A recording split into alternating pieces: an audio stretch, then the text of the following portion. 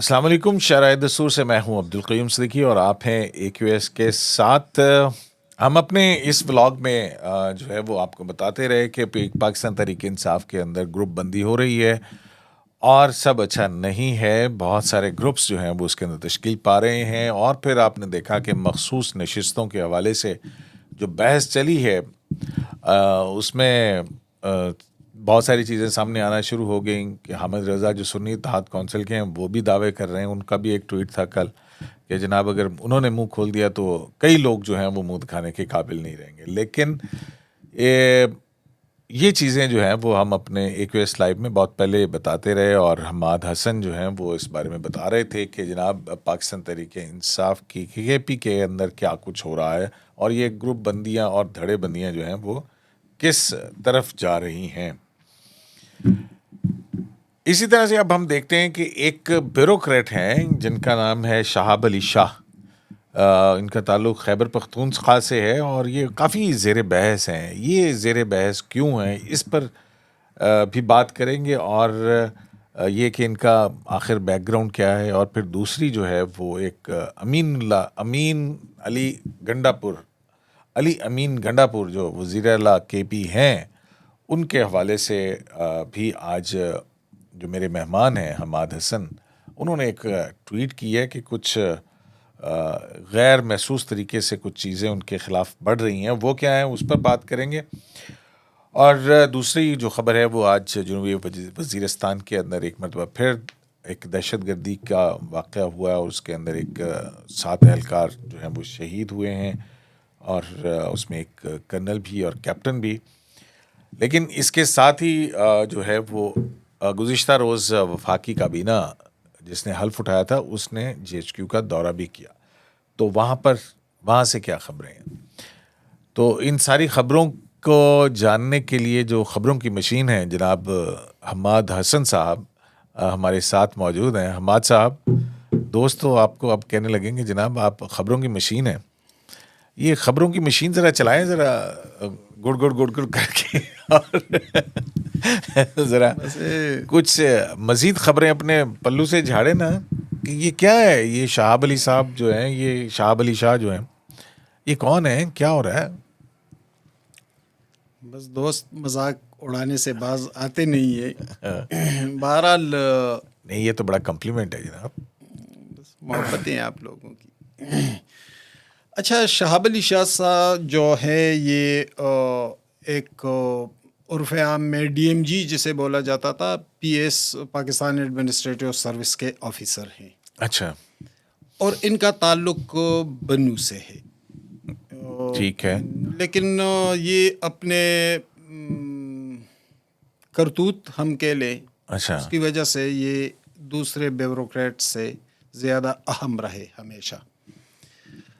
شہاب علی شاہ اعظم خان کی ٹیم کے اہم ترین اعظم خان وہی جو پرنسپل سیکرٹری تھے عمران خان سیکرٹری صاحب، تھے، اور آپ کو اور یہ سائفر کیس میں گواہ بھی تھے۔ ہاں، اور پھر یہ ایڈیشنل چیف سیکرٹری بھی رہے پچھلی پی ٹی آئی گورنمنٹ میں، یہ شہاب علی صاحب، شہاب علی شاہ۔ اچھا، اور اعظم خان نے ان کو رکھا تھا، لیکن بڑے پاورفل اور بڑے ڈکٹیٹوریل مزاج کے افسر ہیں یہ۔ ان کا تعلق بنیادی طور پر بنو سے ہے، اسی علاقے سے جہاں سے اکرم خان درانی کا تعلق ہے۔ اور یہ بھی بتا دوں کہ اکرم خان درانی کے ساتھ بھی ان کا پنگا ہے، ان کے ساتھ بھی پنگا ہے۔ یعنی اکرم درانی تو ایک الیکٹیبل ہے، ہاں الیکٹیبل ہے، چیف منسٹر رہے ہیں، ہمیشہ الیکشن جیتتے رہے، لیکن یہ وہاں ان کو بھی کام نہیں کرنے دیتے تھے۔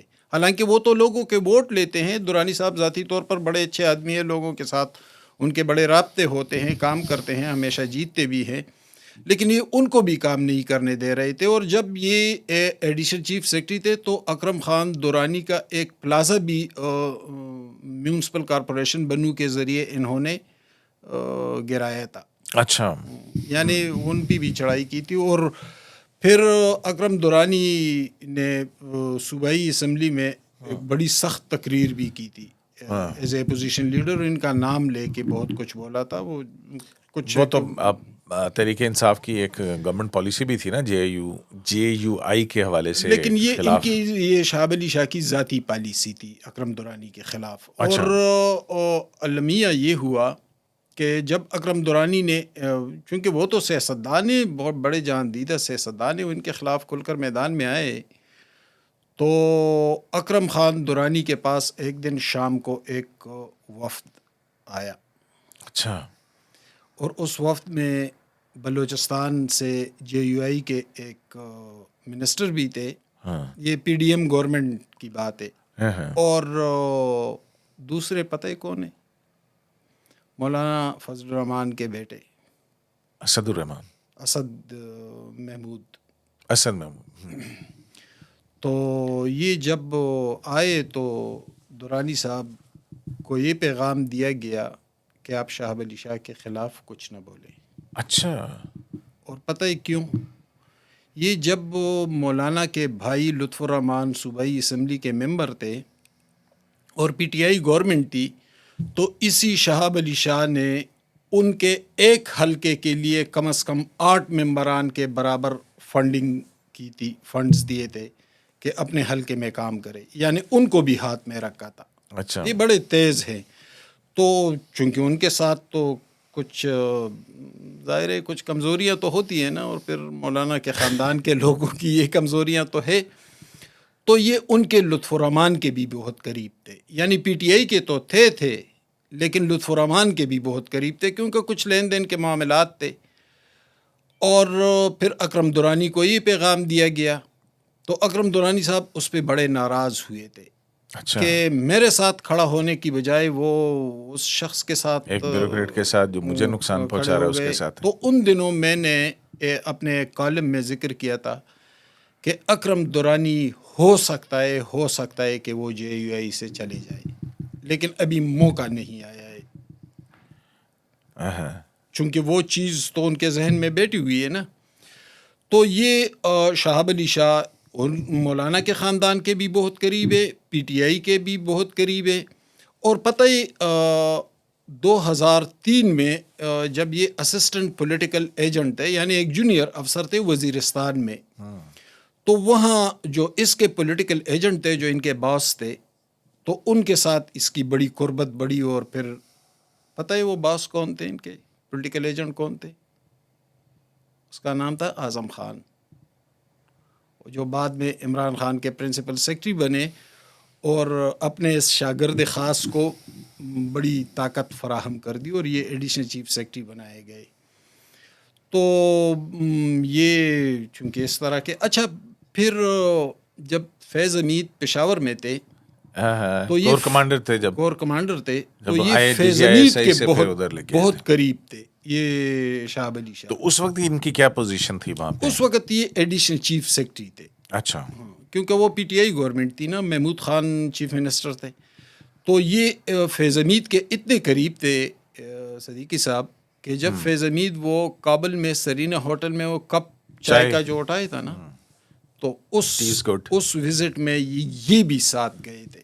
اچھا، یعنی یہ اتنے قریب تھے، ایک سویلین افسر تھے لیکن ایڈیشنل چیف سیکرٹری تھے، ایڈیشنل چیف سیکرٹری تھے، لیکن ایڈیشنل چیف سیکرٹری کا ڈائریکٹ ان معاملات سے تعلق نہیں ہوتا ایڈمنسٹریٹولی، ہوم سیکرٹری کا ہوتا ہے یا چیف سیکرٹری کا ہوتا ہے، لیکن ایڈیشنل چیف سیکرٹری کا نہیں ہوتا ان معاملات سے تعلق۔ لیکن یہ چونکہ ذاتی طور پر بہت قریب تھے، اور کچھ باتیں سامنے آئی تھی، مثلاً فاٹا ممبران جو تھے نا، جو فاٹا ڈسٹرکٹس تھے، جس میں وزیرستان، کورم، اورگزئی، خیبر، مومن باجوڑ، یہ ڈسٹرکٹس جو تھے نا، جو ضم ہوئے تھے، یہاں کے ممبران کے فنڈ کو کاٹا گیا، اور وہ فنڈ کہا جاتا ہے کہ شہاب علی شاہ نے بیوٹیفیکیشن آف کینٹ ایریا کے لیے فیض حمید کو دیا تھا۔ اچھا، تو یہ ان کے بھی بہت قومی قریب سروس کر رہے تھے نا وہ تو یہ سرکاری خزانے پہ اپنے ذاتی تعلقات بڑھاتے ہیں اور بڑے اہم پوزیشن پہ آ جاتے ہیں۔ تو اس وقت چیف سیکرٹری کے لیے وہ کوشش کر رہے ہیں، کچھ اور باتیں بھی ہے پس منظر میں کہ کوششیں وہ کس طریقے سے کر رہے ہیں، چلو اس پہ ہم بات نہیں کرتے، لیکن میری اطلاع یہ ہے کوششیں ہوتی ہیں جناب، آخر کچھ مطلب کیا کہتے ہیں کوشش کر رہے ہیں. ہم کسی کو الیج نہیں کر سکتے لیکن ہاں آپ مجھے سنیں. ہاں سنیں. وہ کوشش کر رہے ہیں لیکن میری اطلاع یہ ہے کہ کامیاب نہیں بن سکیں گے. کامیاب نہیں ہوں گے. چاہے وہ حق کی جس قسم کی مرضی کوشش کریں. جو آپ کے ہمسائے ہیں نا, یہاں کچھ سختی ہے کرپٹ, جن پہ کرپشن کے الزامات ہیں. یہ 2 افسران کے حوالے سے, ایک یہ شہاب علی شاہ اور ایک کمشنر افغان ریفیوجیز ہے. اور آپ کو پتہ ہے وہ کتنے عرصے سے اس پوسٹ پر تعینات ہیں؟ کتنے عرصے سے؟ 7 سال سے. 2018 سے ایک ہی عہدے پر تعینات ہے. ان کے حوالے سے کسی اور پروگرام میں بات کریں گے. بالکل. لیکن فی الحال یہی کافی ہے میرا خیال. یہی کافی ہے. لیکن اس کے ساتھ ہی جو آپ کی ٹویٹ ہے خبروں والی مشین, یہ ویسے کیوں کہتے ہیں لوگ آپ کو خبروں کی مشین؟ یہ ہوائی کسی دشمن نے اڑائی ہوگی تو بس کہتے ہیں دوست ہے, ہم کیا کہہ سکتے ہیں. نہیں وہ بات تو ٹھیک ہے.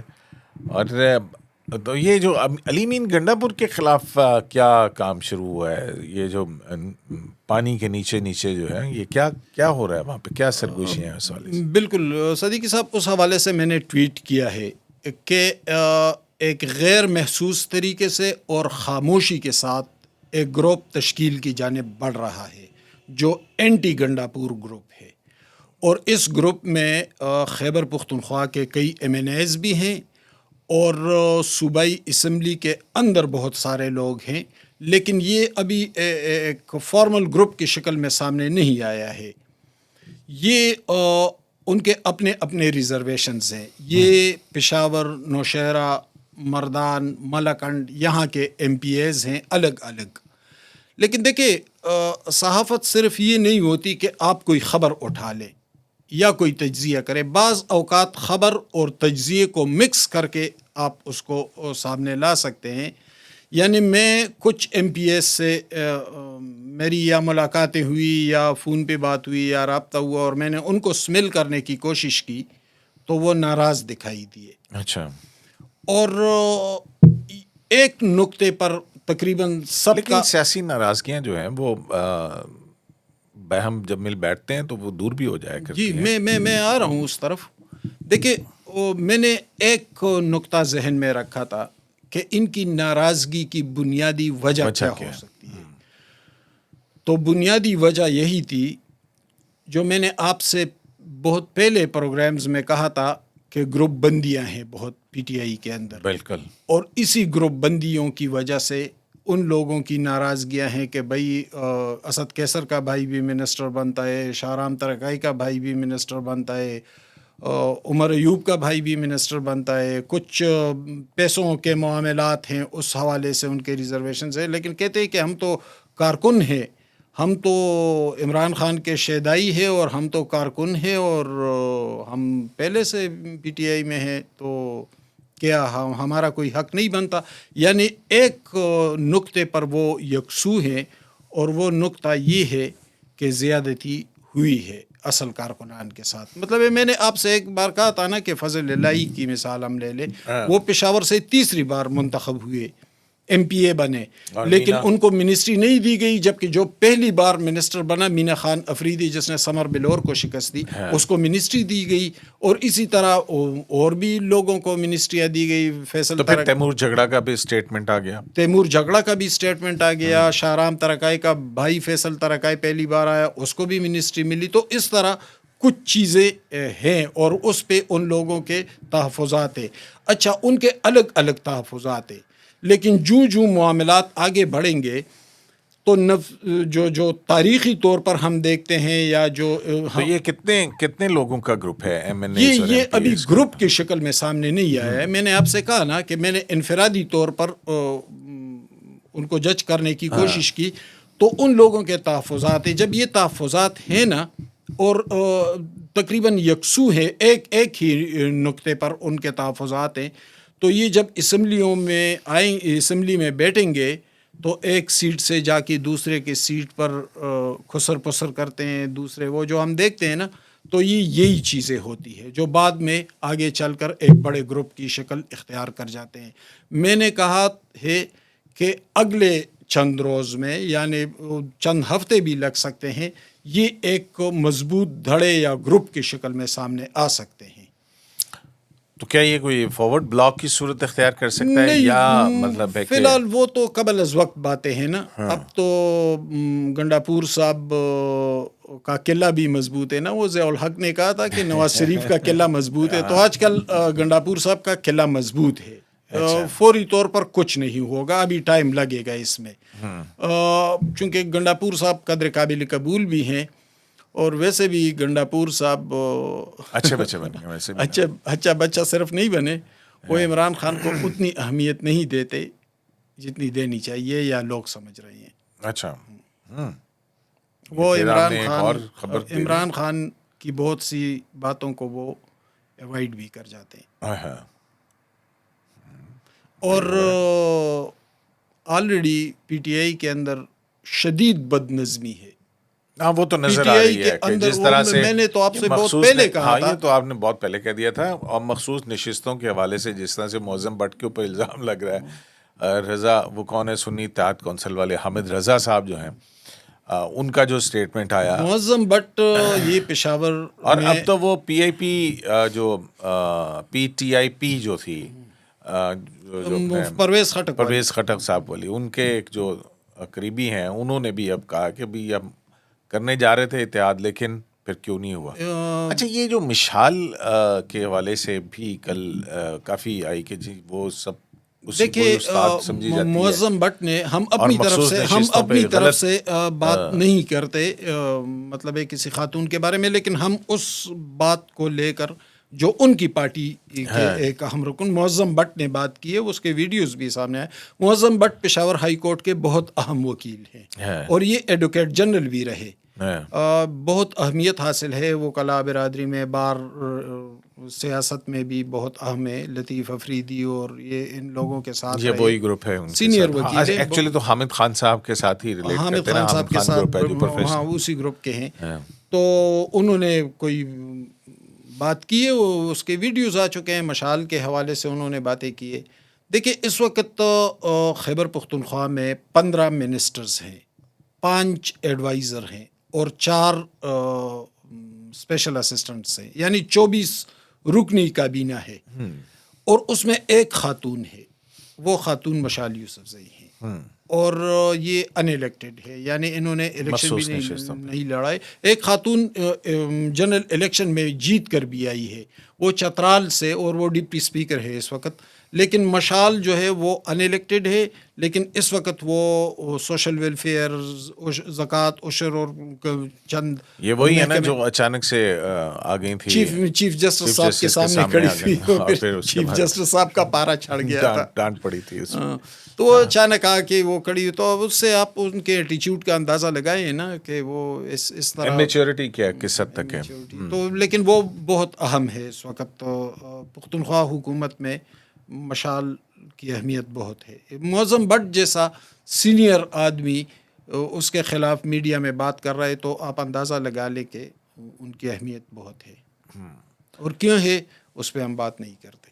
اچھا چلیں ٹھیک ہے، نہ کریں جی، ہم کیا کہہ سکتے ہیں آپ کو مزید، مطلب بھائی ہم دیہاتی لوگ ہیں، ہم تھوڑا بہت تہذیبی حوالوں ٹھیک ہے، میں بڑی اہمیت دیتے ہیں اس پہ میں مناسب نہیں سمجھتا کہ ان کے حوالے سے ہم ان کے صرف پولیٹیکل اس پہ بات کریں گے، کچھ اور موضوعات پہ اس کو اگنور کریں گے، اس پہ مناسب نہیں کہ ہم اس پہ بات کریں، بالکل، اور وہ ہماری پالیسی بھی نہیں ہے کہ اس طرح سے، اور اس کی پولیٹیکل جو پوزیشن ہے اس پہ ہم نے بات کر لی، ٹھیک ہے۔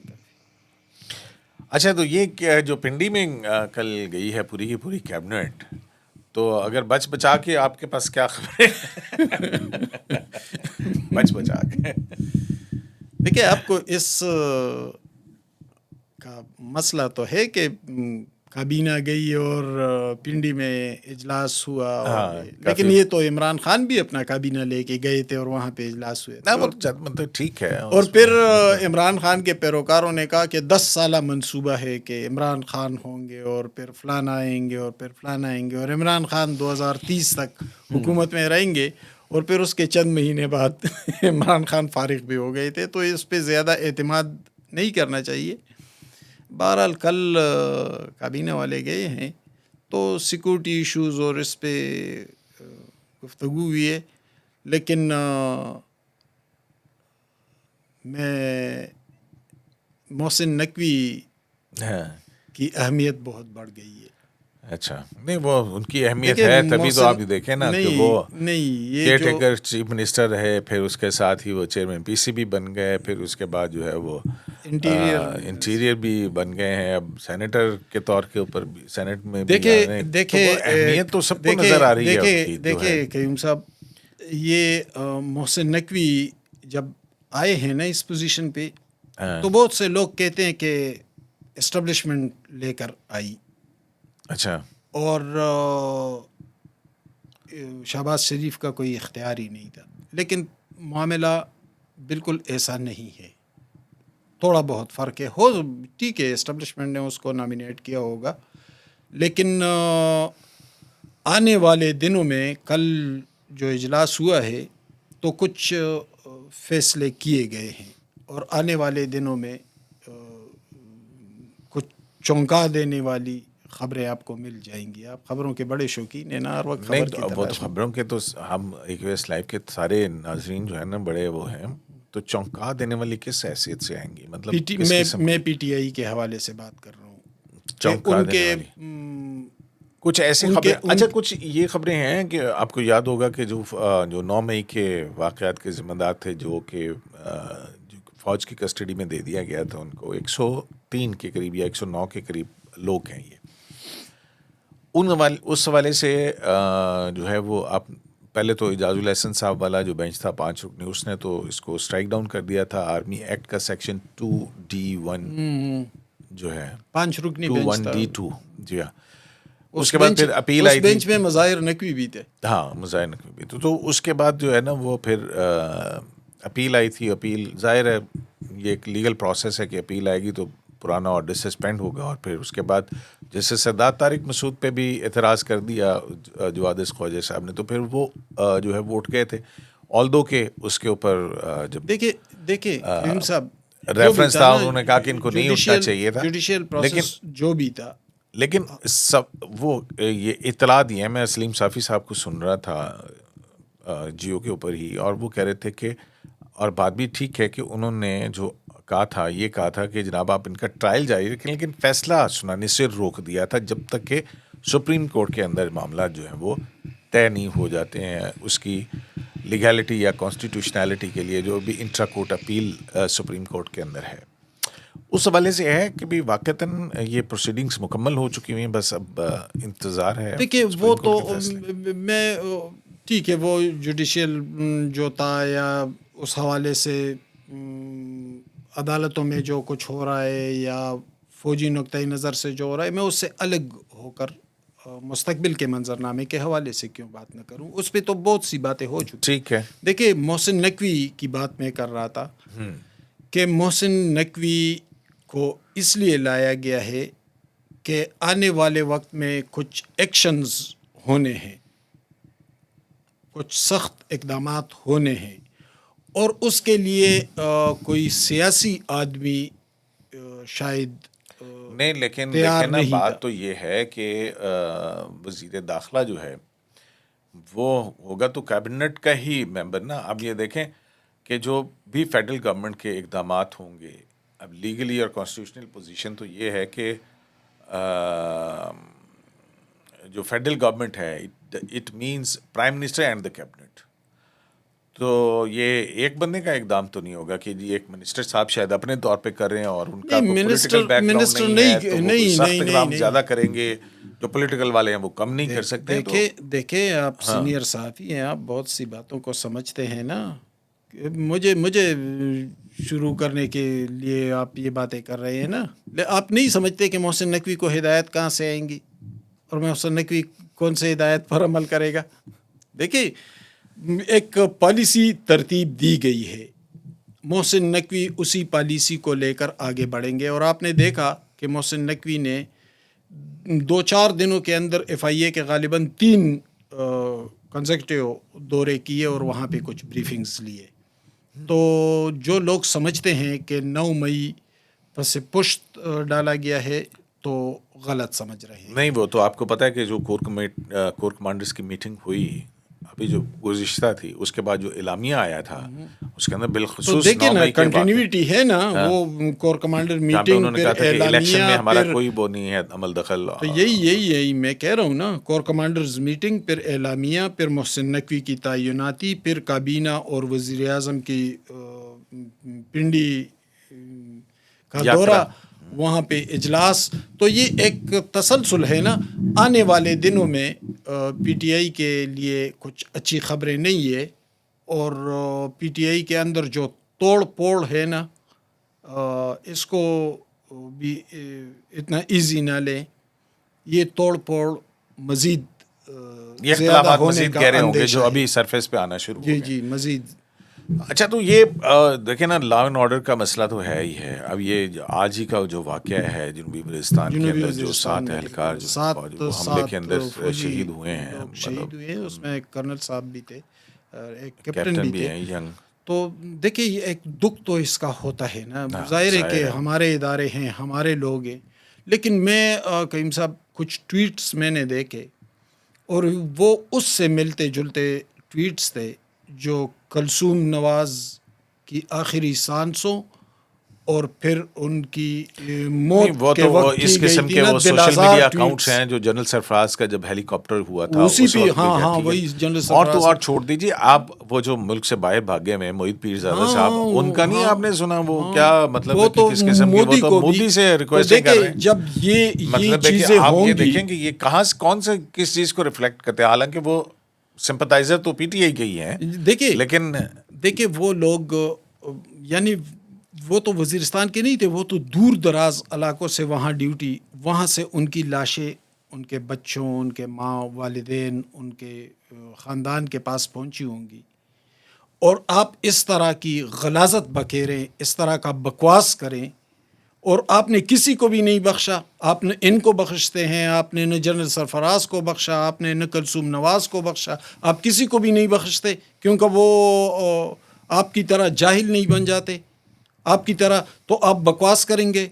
یہ میں نے آپ سے پہلے بھی کہا کہ ریاست کو تگڑا ہونا چاہیے اور کچل کر رکھ دینا چاہیے. ان لوگوں کو کوئی اس میں کوئی نرمی نہیں ہونی چاہیے. لیکن سے ظاہر ہے وہ تو قانون کے یہ مطابق ہی دل چلیں گے نا. آزاری، یہ بد تہذیبی، یہ ہمارا کلچر نہیں ہے. نہیں ہمارا دین یہ ہمیں سکھاتا ہے، نہ ہماری تاریخ اور تہذیب ہمیں یہ سکھاتی ہے. اس پہ انتہائی سختی کرنی چاہیے. کچھ ٹویٹس میں نے دیکھے، یقین کرے دل بھر آیا کہ ان بیچاروں کی لاشیں جا رہی ہے اور یہ وہ لوگ پڑھیں گے تو آپ نے کسی کو بھی نہیں بخشا. اس پہ میں تب تک بولتا رہوں گا جب تک ریاست اس حوالے سے سخت اقدامات نہ کرے، سخت قدم نہ اٹھائے. آزادی اظہار رائے تو اپنی یہ جگہ مطلب ہے، تو نہیں لیکن ہے آزادی اس کا اظہار یہ رائے مطلب کا. نہیں کہ آپ انسائٹمنٹ ٹو وائلنس کریں یا اداروں کے خلاف حوالے سے جو ہے نا اس طرح کی بے سروپا گفتگو جو ہے وہ کی جائے، جس سے کہ مرال ظاہر ہے وہ افیکٹ کرتی ہیں چیزیں. لیکن میرے خیال میں اب ہمارا وقت جو ہے وہ ہو گیا ہے. کیوں جی پروڈیوسر صاحب، کتنا ٹائم ہو گیا ہمارے پاس؟ کچھ ہے 2-4 منٹ اور گفتگو کرنے کے، یا آپ؟ اوہو، آج کا پروگرام تو جناب کافی لمبا ہو گیا. تو جناب اپنے ناظرین سے اس التماس کے ساتھ کہ جناب ظاہر ہے کہ خبروں والی مشین حماد حسن صاحب جو ہیں وہ ان کی آج تو خبروں سے لوڈڈ تھے، فلی لوڈڈ تھے، اور ٹاخ ٹاخ ٹاخ ٹاخ خبریں جو ہیں وہ آپ کو ملی ہیں. تو دیکھتے ہیں جی اب آگے کیا ہوتا ہے، کہ کس طرح سے کیا چیزیں، سیاست کیا شیپ اختیار کرتی ہے، اور کیا فیصلے ہوئے ہیں جو بقول حماد حسن صاحب کے کافی چونکا دینے والے ہوں گے آئندہ آنے والے دنوں میں. ہم بھی اس کا انتظار کرتے ہیں، آپ بھی کیجیے. تو شرائع دستور سے AQS لائیو سے اجازت دیجیے، اور ہاں اپنا فیڈ بیک ضرور دیجیے گا، اور چینل کو سبسکرائب بھی کریں، اور اس کے اوپر جو ہے وہ اس کو شیئر بھی کیجیے. نوازش ہوگی آپ کی. شرائع دستور سے عبدالقیوم صدیقی کو AQS لائیو سے اجازت دیجیے. اللہ نگہبان.